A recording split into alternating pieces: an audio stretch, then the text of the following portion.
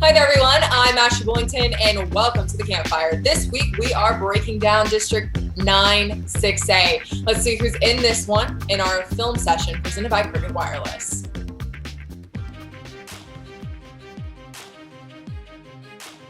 (9-6A) is known as the Garland ISD District, but if Danny Russell has his way, he'd like to be known as just the Garland District.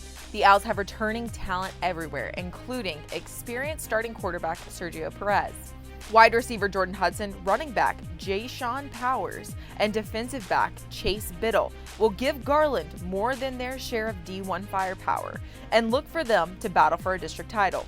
But this district should be extremely tight. Rowlett introduces Derek Alford as their new head coach and are looking to get back into the postseason behind 6 returning starters on defense. Saxe brings back Virginia Tech commit Alex Orji at quarterback, along with Brian Okoye to lead the running game. Naaman Forest was actually the district champions last year in Jesse Perales' second season as head coach. However, they lost a lot to graduation, so they will look to their strength, which is the offensive line. Lakeview Centennial will be working with a new head coach as well, and they will be relying on a strong defensive line. Trey Wilson was the district defensive newcomer of the year and will look to be even more dominant as a junior. Wiley will be hoping to be a playoff contender behind some dynamic wide receivers. Seth Kramer and Cam Pruitt will be nightmares for defensive backs in the district. South Garland hasn't been to the playoffs since 2012, but hope a strong senior class can get them in there. North Garland will be relying on their youth to pick up a win or two in district play. The film session is presented by Cricket Wireless. Smile, you're on Cricket. Really great teams in this district. It is always a tough one from top to bottom, but we have some phenomenal players in it as well. And let's introduce you to a few of them and our players on the rise. The top receiver in this district is Jordan Hudson of Garland High. As a sophomore, Hudson caught 79 passes for almost 1,300 yards and 20 touchdowns.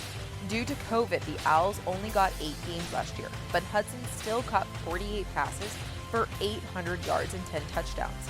Hudson is a tough man to cover and has speed to rack up some yards after catch. Hudson committed to SMU this summer. Saxe will be returning Division I quarterback Alex Orji in 2021. Orji threw for 1,600 yards and 11 touchdowns and ran for almost 1,000 yards. He played his freshman year as a receiver at Rockwall and went to Bishop Dunn as a quarterback his sophomore season. He is capable of taking over a game on his athletic ability alone. Orji is committed to Virginia Tech.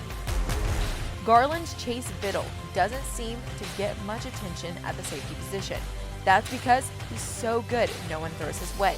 Last year, he made 22 tackles and picked off 2 passes for the Owls.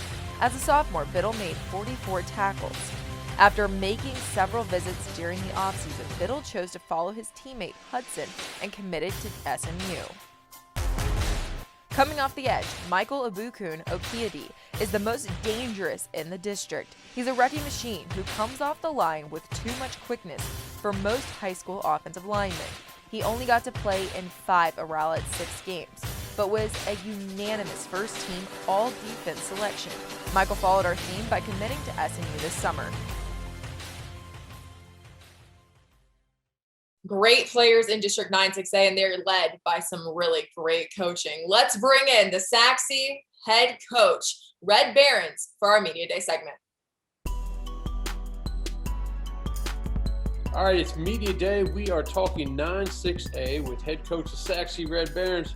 Coach, man, oh days, that was a crazy district last year with the zoning and Rowlett losing to Wiley at the end and not making a play. That thing was just a mess. But how happy are you that you made it through that and are back to normal this year?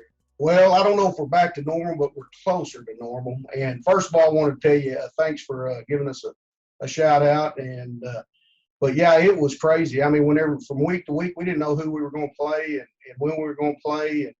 And so, yes, it was a big mess, and we survived it. Continue on playoffs, but we didn't win the district, and so we're re-straightening our ship out, and we're going to be gunning for the district championship. I was going to say last year was definitely not a Saxy type year, not that what you're used to over the past years of going 3-6, but you do bring back a heck of a quarterback, a heck of a playmaker. Talk a little bit about Alex Orji and what you hope he brings to the table in his senior year. Well, but before that, I want to brag on what we did defensively during the offseason, because we've got a lot of kids that got a lot of experience, and they're coming back, and they are ready to, I guess you'd say, readjust, their dominance in the district. And so we're real excited about that group, and they had a great spring. And talk about Alex. Alex hadn't had an off season as a true quarterback, and so he had that opportunity. And I think that, and then all his summer work that he's put in, I think he's going to be a different player than he was last year.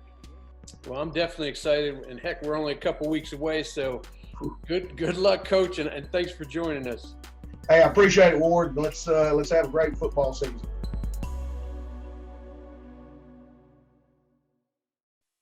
Coach Behrens, thank you so much for joining us here on the Campfire. You can catch the entire interview with the Saxy head man on Thursday in our Media Day segment. We have Facebook, Instagram, Twitter, and YouTube that will be going out to. Now we bring in the one, the only, Professor Diggs for the District Breakdown. All right, it's District Breakdown time, and my man Professor Diggs is here to talk some 9-6A. I got to know, is Garland going to go back to days of yore? What's happening here? Tell me about this district and how you think about the Owls. I'm waving my Owls flag right now. I got my gold and black on. I'm always wearing my gold and black anyways, but this time I got the G on instead of the PE on there. I'm very high on Garland. I mean, they've got kind of that perfect mix that they haven't had in quite a bit. Their offensive talent is fantastic. They've got recruits.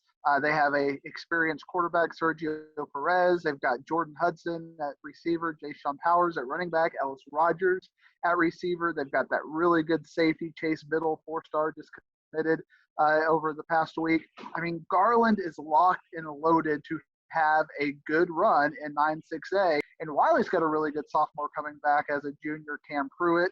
But I kind of want to see what their quarterback situation is going to look like. But how can you vote against Wiley? That's a tough question for me. And then Rowlett. I mean, Rowlett is a team of destiny. They should have been there last year. They got Ernest Thomas coming back. They got Ja'Cory Brown. And they've got Michael Abakan Okuyodi.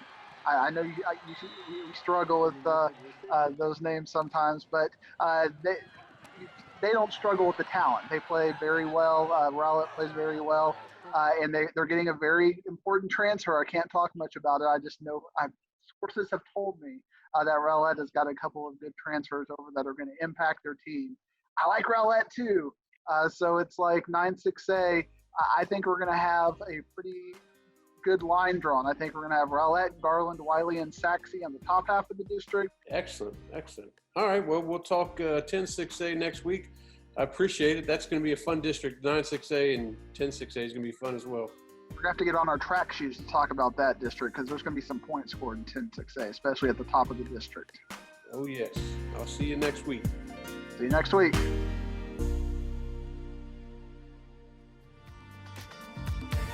Diggs, Wiz, thank you. Great insight as always. That's all we have for this week's episode of the Campfire. Come back next Monday for a brand new show.